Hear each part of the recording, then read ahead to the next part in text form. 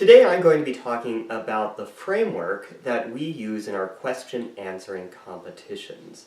This framework is called Question Answering is Not a Trivial Activity, Quanta for short, and in it we hope to create a framework that people of all abilities, from beginners just getting started with natural language processing to professional researchers, can showcase their skills, have some fun. We also hope to expose to the rest of the world, lay audiences, what it means to answer questions quickly and accurately through our quiz bowl competitions.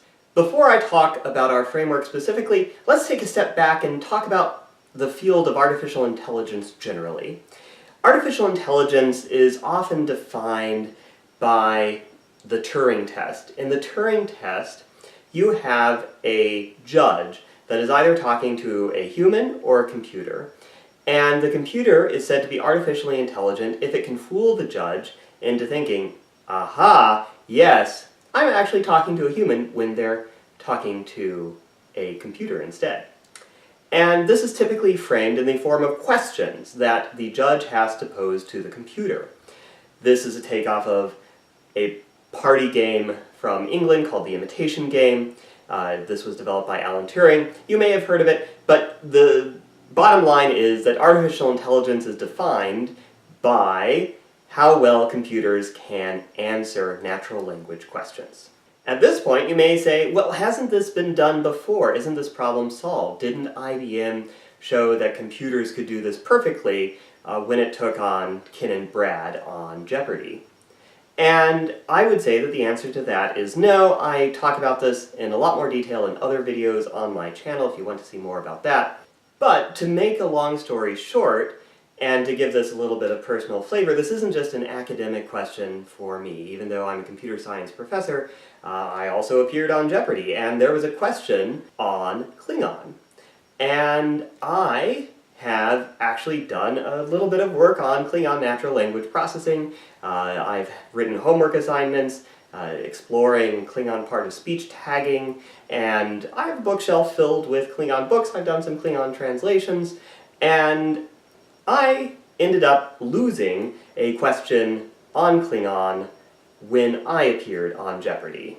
When I was on Jeopardy, there was this question on Klingon, and I wasn't the fastest on the buzzer. What you may not know about Jeopardy is that you can only answer questions when Alex Trebek has finished reading the entirety of the question. Some lights come on and then everyone can quickly press their buzzer, and whoever wins that race gets to answer the question. And Watson was an electromechanical buzzing machine, and it was able to win a lot of the races, even though Brad and Ken knew most of the answers. One of the things that I've been working on in my unique position as both a trivia nerd and a natural language processing researcher is trying to advance a particular form of question answering as what we should be doing as a research community to better show whether computers can answer questions well or not. Before I make the case for Quiz Bowl, let me first outline some of the properties that I think that a good question answering task should have. A good question answering task should be able to show whether humans or computers are doing better at the task. A good question answering task should be able to measure the uncertainty of systems that participate in this task, and there should be a mechanism by which the process of writing and asking these questions advances science. I am obviously not the only person who believes that we should have question answering systems that reason across sentences. The well-known SQUAD, the Stanford Question Answering Dataset, does this as well.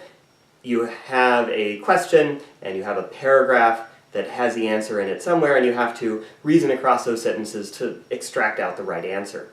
Trivia QA is another data set that fulfills the second aspect of the list of criteria, in that it is written by experts and you do have to reason across sentences. In contrast to SQUAD, which is written by crowdsourcers, this is a little bit better.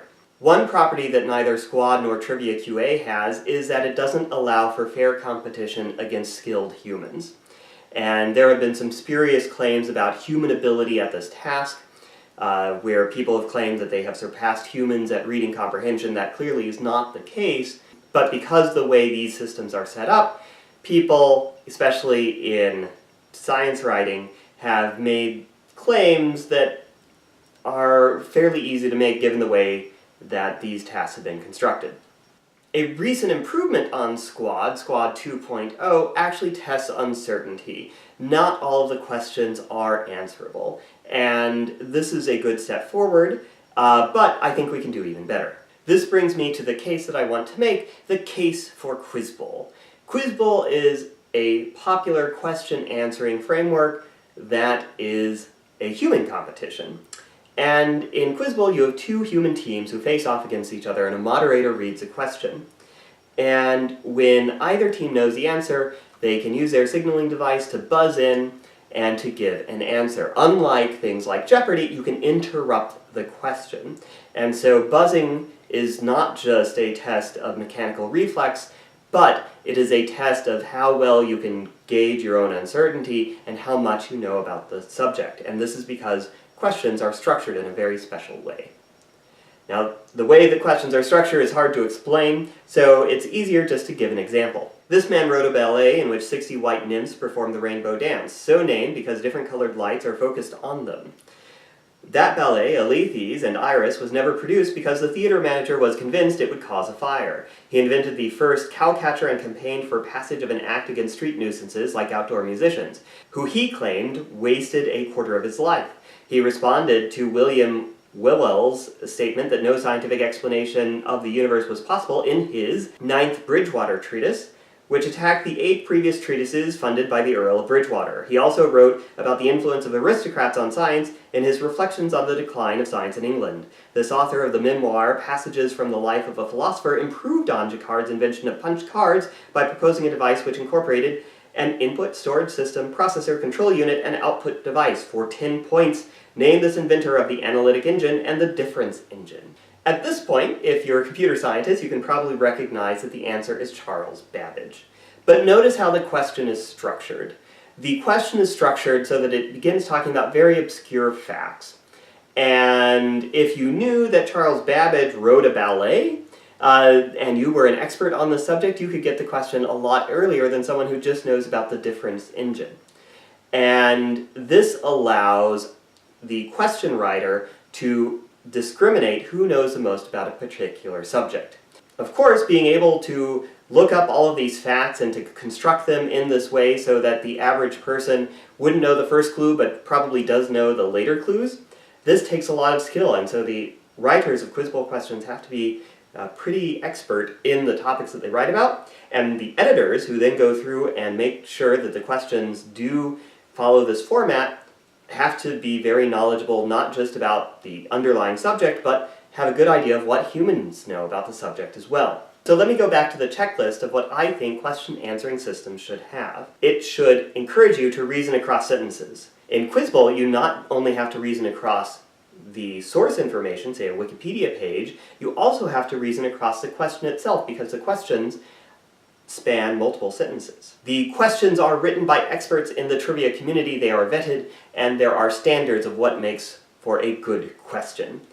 They are designed through decades of iterative improvement and increasing sophistication to expose who knows most about a subject, and thus it allows for fine-grained competitions where you have predictable discrimination between who knows more about a particular subject.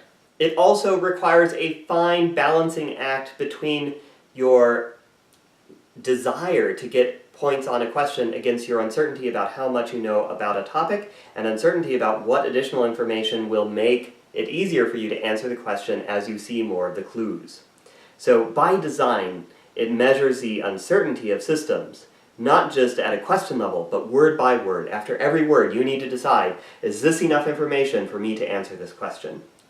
And I think that it is a good framework to iteratively advance science. We are working on a system so that question writers can interact with question answering systems so that these questions are written in a way that challenges not just humans, but also computers, because the way that humans and computers answer questions are differently. So we can make these questions structured so that it's difficult for computers to answer the first clues, it's difficult for humans to answer the first clues, and it gets easier as you go deeper and deeper into the question, so that it's a fair competition and also advances science as computers can answer the questions earlier and earlier. There's more information about this iterative process in the description below. So we have built some systems to take on top trivia players. Our first outing was a little embarrassing. It was our first time doing this, and we took on a number of people who had won a lot of money on Jeopardy! The game ended in a 200-200 tie. This was rather embarrassing. Our system shut down after it answered the fixed number of questions. The humans declared victory after that, very understandably. We then took the show on the road to Seattle, where we took on Ken Jennings, the person who had won the most money on Jeopardy! We were able to defeat him. Then the Quiz Bowl community said, Ken Jennings is a nice guy and all, but he's not the best Quiz Bowl player in the world.